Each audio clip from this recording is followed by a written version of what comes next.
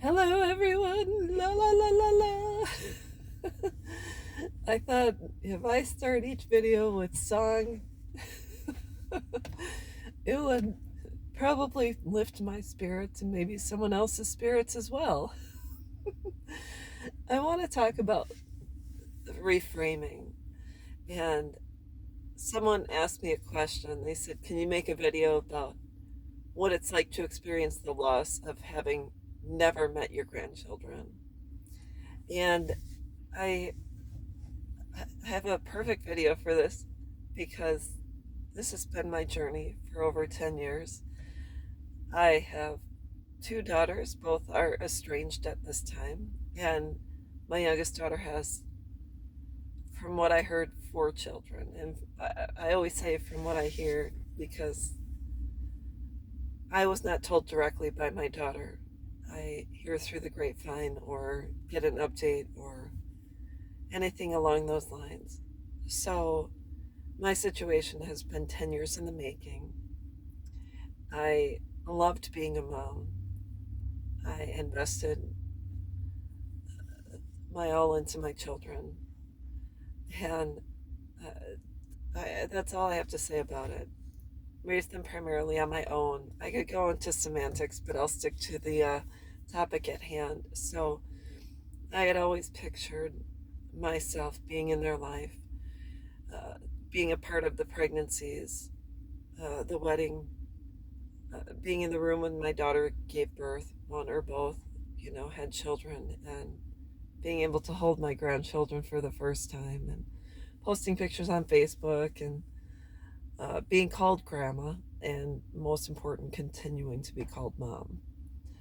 And that ceased a number of years ago, and I don't know my grandchildren, and I don't know if they know I exist. I really don't know um, what they're being told. I did try to reach out. I did try to send crocheted blankets for the two oldest, and they were returned. I sent a series of toys. All the toys were returned, and I received a letter, certified letter saying basically no contact. Please don't contact us. Don't reach out. Don't send anything.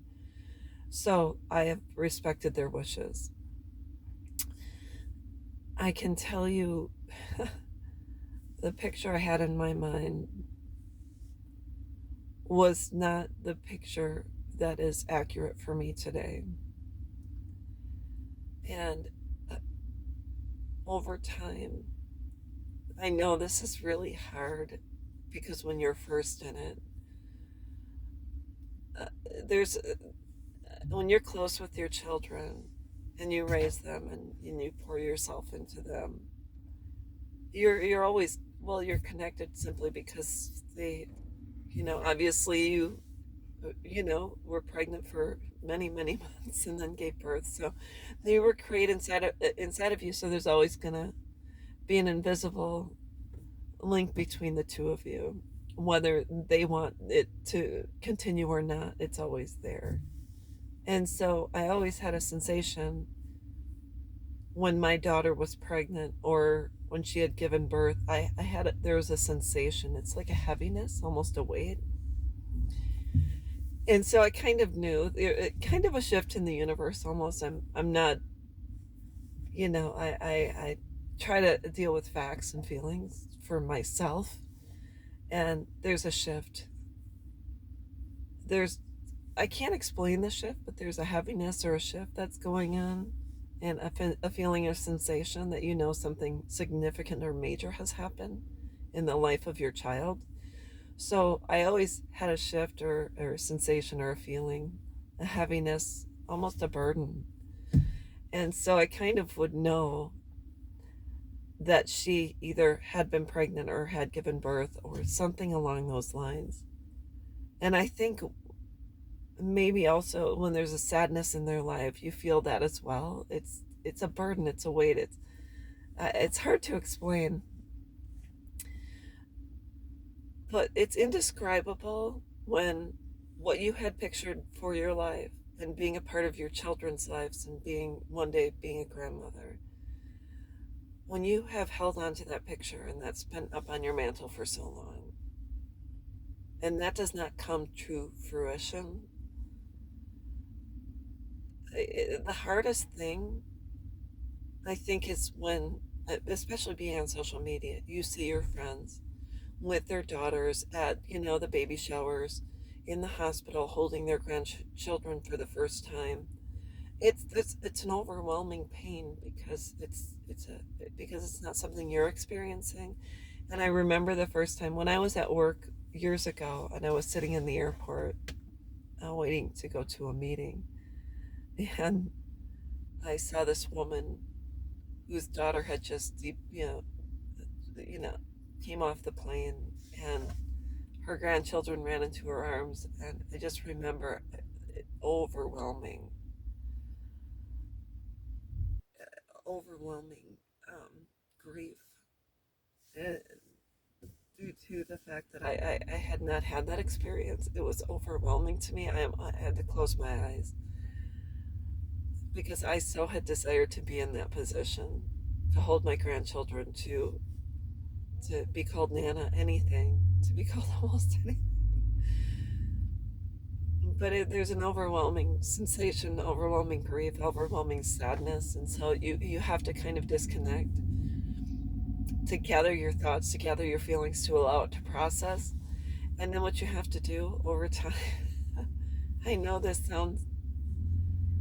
it's gonna sound almost impossible for us to do this, but what I did was I had to start having a new frame of mind, having a new frame, having a new picture, and well, I had to start opening my heart up to other people who allowed me to be in their children's lives. For example, I have a cousin that's 10 years younger, and his children are around the same ages as what my grandchildren would be. So, out of the blue, my cousin and I, we kind of reconnected after a number of years of being busy with our lives, and he invited me over to be a part of his wife and his children's lives. And I can't tell you how grateful I am that I've been allowed to be a part of these boys' lives, and how much fun we have, and how I cherish every single moment I'm given with them.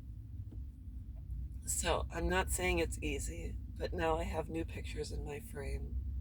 I have a different frame of mind. It doesn't have it doesn't happen within minutes. It doesn't happen within the amount of days. But when you slowly replace the pictures on your mantle, and you put pictures up of people who are in your life currently, you'll see, when you open up your heart, you're able to fill up your mantelpiece with a whole bunch of different pictures. So now I recently got married in this past February, so I have pictures of my husband and I, his dogs and I. It's the things we do. My cousin's boys and I. We just have so much fun. So I had to slowly shift and slowly replace the pictures and slowly come to the present. And it's not that it's never gonna hit you. That obviously it hits me. It's never. You'll have days that are just difficult because once again you'll see a friend of yours become a grandma for the first time, and sometimes on Facebook you'll have to unfollow people for a while until you can get yourself together, and it doesn't cause you to cry so much. So that's all I wanted to say, is that it's a reframing. It's a living in the present. It's a opening your heart up to the unconditional love that's out there, and there are so many people that need a hug. The world is full of people who may be alone, maybe need a helping hand. Maybe you can start talking to your neighbors or get to know the neighbor kids. it's there's a lot of love to give and receive out there. Just you have to focus on the ones that, when you send your love out, they send it back. So just know that it's not the end of the world. It seems like it is, and it seems like your heart's going to break every single second of every single day, but just know with the amount of people we live that surround us in this world, it's please don't stop loving and don't stop keeping your heart open because that's what it's all about.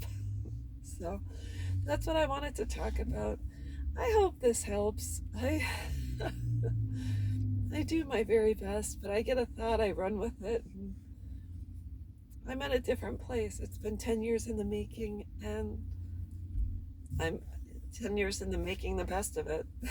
So that's all I wanted to talk about today. I hope this video helps someone, and hugs to you. If you like I was told by YouTube you should, if you like the video, subscribe below. I don't know. But I hope everyone's having a good day, and we'll talk with you soon. Bye-bye.